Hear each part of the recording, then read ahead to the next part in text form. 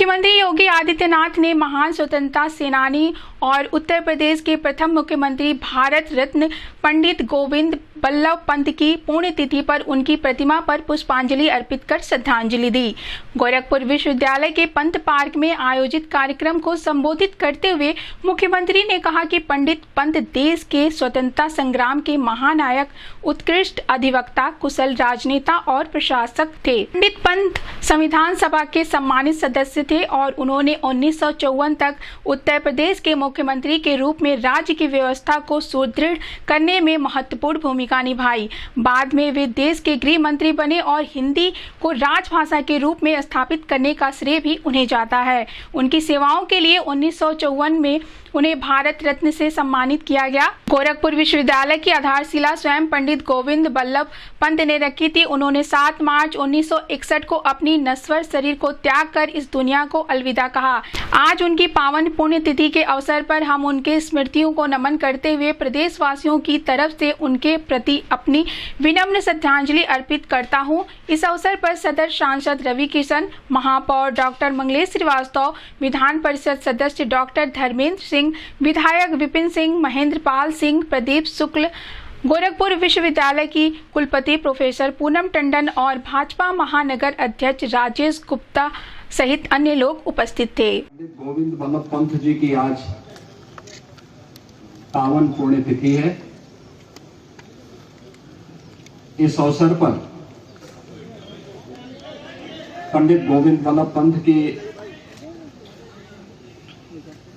स्मृतियों को नमन करते हुए प्रदेशवासियों की ओर से मैं उन्हें विनम्र श्रद्धांजलि अर्पित करता हूं।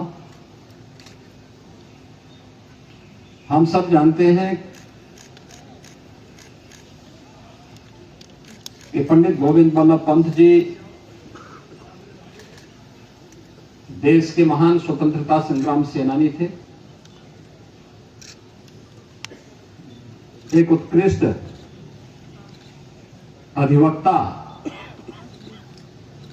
के साथ ही राजनेता और कुशल प्रशासक के रूप में प्रदेश और देशवासी उनका स्मरण करते हैं। भारत के संविधान सभा के वे माननीय सदस्य थे। देश की आजादी के बाद उन्हें उत्तर प्रदेश के मुख्यमंत्री के रूप में